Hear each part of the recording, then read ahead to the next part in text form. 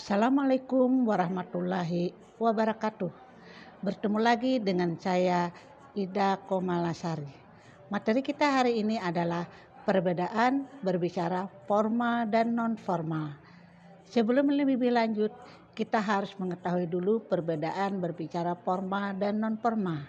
Yang pertama, berbicara formal itu terikat waktu, ruang, dan jumlah serta pihak yang terlibat. Sedangkan berbicara non formal tidak. Itu yang pertama ya. Jadi kalau berbicara non formal itu sifatnya bebas, dimanapun dapat berbicara dan tanpa persiapan. Jadi kalau berbicara formal, misalnya ketika Anda berbicara di depan orang banyak, ketika rapat dalam situasi resmi, ketika Anda presentasi akademik, sedangkan ketika berbicara non formal, ketika berbicara di rumah, ketika berbicara di pergaulan dengan tetangga dan teman-teman.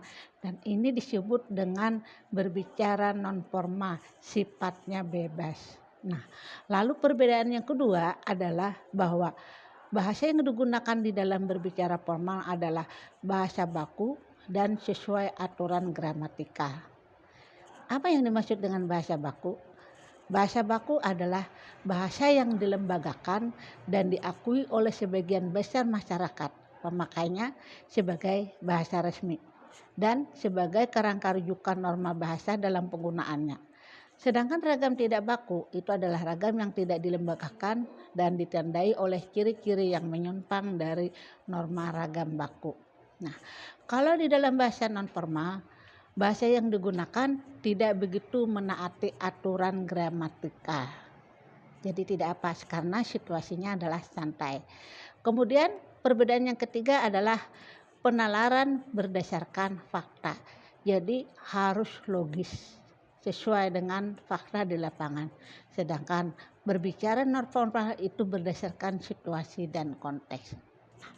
Sekarang kita lanjutkan bagaimana caranya aturan kebahasaan di dalam berbicara formal atau yang disebut dengan berbicara di depan situasi resmi.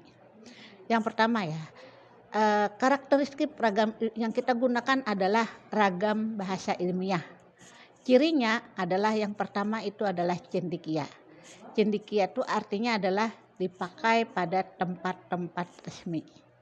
Yang kedua, bahasa harus logas dan logis. Lugas artinya tepat dan logis artinya masuk akal. Yang ketiga, harus jelas. Keempat, padat dan ringkas. Dan yang kelima adalah konsisten. Nah, selain itu pilihan kata harus baku ya. Juga kalimat juga yang digunakan adalah harus efektif. Apa yang dimaksud dengan kalimat efektif?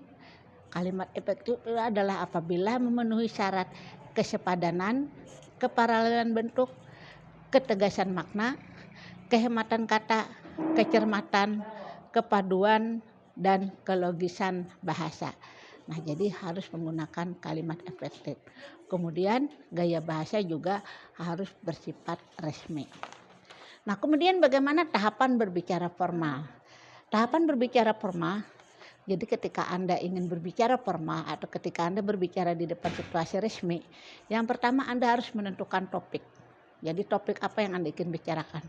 Misalnya Anda ingin membicarakan tentang topik apa?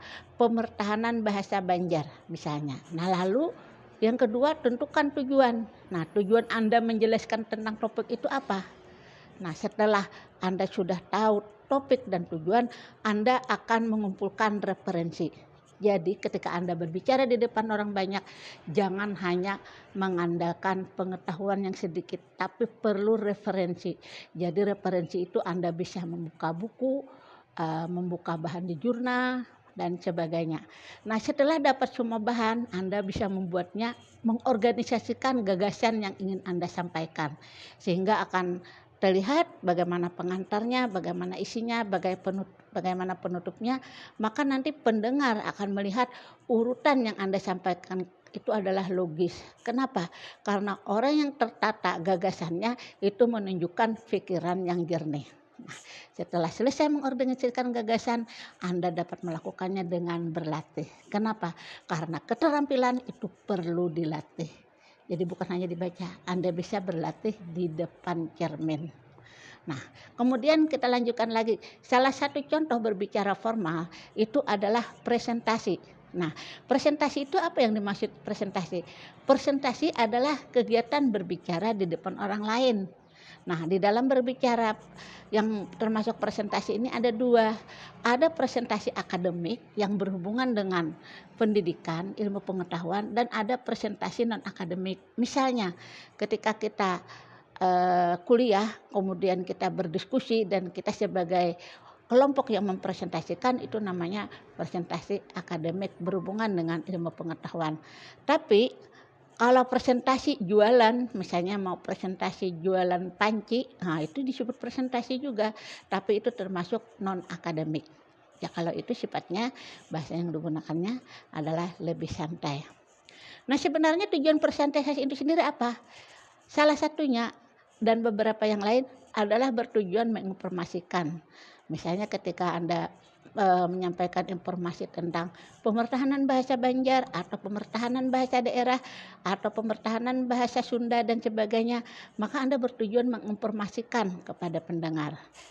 Ada lagi yang tujuannya meyakinkan, ada lagi tujuannya membujuk, menginspirasi atau menghibur.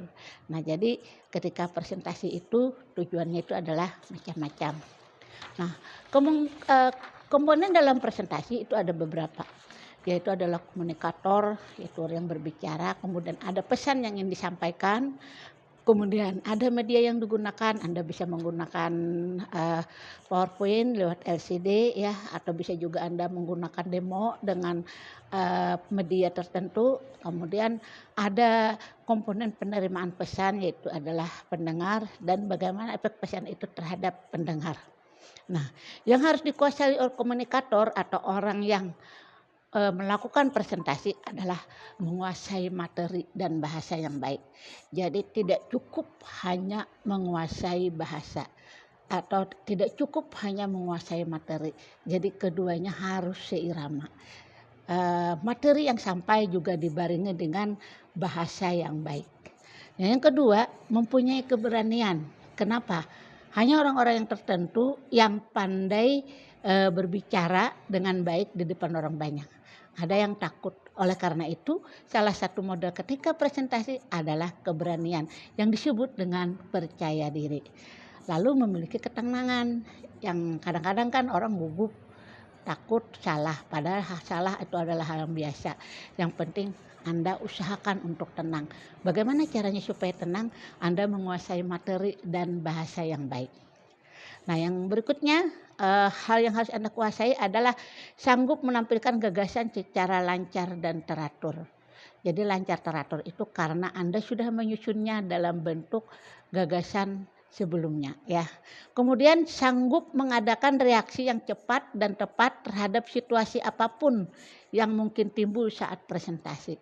Jadi ketika kita presentasi mungkin ada hal-hal yang tiba-tiba spontan atau reaksi yang cepat, kita bisa cepat menanganinya ya.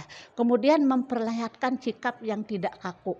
Yang tidak kaku itu Anda seolah-olah menguasai bahan, menguasai bahasa dengan baik dan juga menguasai pendengar.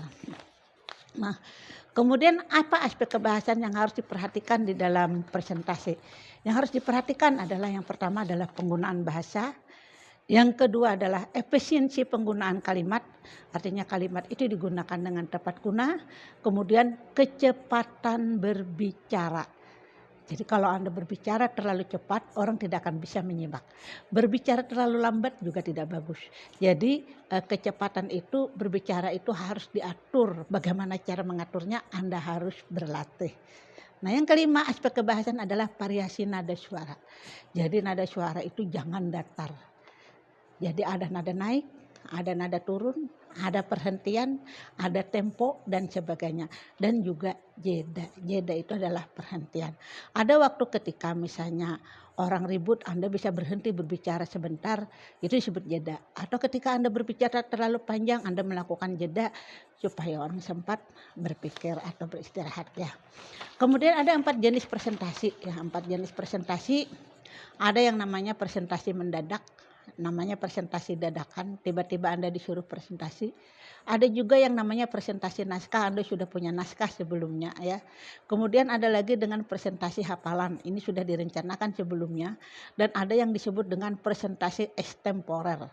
Di sini maknanya adalah pembicara mempersiapkan materi dengan garis besarnya saja pada PowerPoint.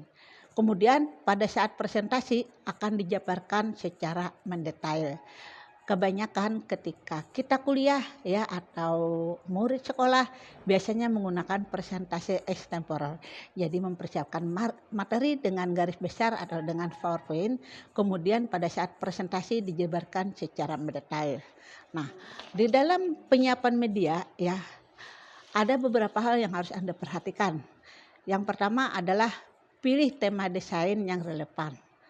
Kemudian jadi ketika membuat PowerPoint, kemudian judulnya bagaimana ya, kemudian desainnya bagaimana ya, yang jelas bagaimana supaya pendengar yang memperhatikan presentasi Anda itu akan betah. Yang kedua, hindari sajian teks yang panjang. Jadi ketika PowerPoint itu buat teks itu jangan terlalu panjang. Anda buatnya cukup pendek-pendek karena itu kepala materinya saja ya. Sub bagiannya. Kemudian alur itu teratur. Misalnya kalau kita mendefinisikan tentang strategi pemasaran, yang pertama kita jelaskan dulu adalah apa yang dimaksud dengan pemasaran, apa yang dimaksud dengan strategi, lalu gambarkan strateginya. Kemudian dari sekian strategi itu mana yang paling bagus, lalu kita buat kesimpulan. Itu yang namanya bahwa alur itu teratur. Nah, kemudian multimedia yang relevan, artinya media apa saja yang bagus yang kita sediakan ketika presentasi. Jadi tidak mesti PowerPoint. Kita juga bisa menyajikan video. Misalnya video keberhasilan orang yang punya bisnis tapi berhasil, usahanya maju karena strategi pemasaran yang efektif itu tadi. Jadi di sini tidak mesti harus PowerPoint. Kita bisa mengambil video orang-orang yang sukses sehingga yang menonton ini akan tertarik. Maksudnya peserta presentasi ini akan tertarik. Nah, jadi penggunaan media yang seperti ini itu juga sangat membantu Anda presentasi. Nah, kemudian satu slide itu sebaiknya satu pesan. Jadi satu slide itu sebaiknya satu pesan. Jadi misalnya satu itu adalah strategi pemasaran, misalnya bla bla bla 1 2 3. Nah, yang materi berikut itu tadi misalnya Anda menjelaskan pesan yang ini strategi ini yang paling bagus alasannya ini. Nah, itu namanya satu slide itu satu pesan sebaiknya ya. Nah, yang terakhir perhatikan karakter huruf dan ukuran huruf. Kenapa? Karena apabila huruf yang terlalu kecil mahasiswa tidak bisa melihat. Atau misalnya huruf yang terlalu boros mungkin akan memakan tempat. Jadi di sini juga diperhatikan desain PowerPoint supaya pendengar itu betah. Nah, saya kira itu adalah beberapa penjelasan tentang perbedaan berbicara formal dan non formal. Mudahan apa yang saya sampaikan dapat memberi pencerahan kepada Anda semua sehingga Anda nanti kelak dapat berbicara dengan baik dan benar dalam situasi formal dan juga dapat berbahasa non formal. Sekian, terima kasih. Wassalamualaikum warahmatullahi wabarakatuh.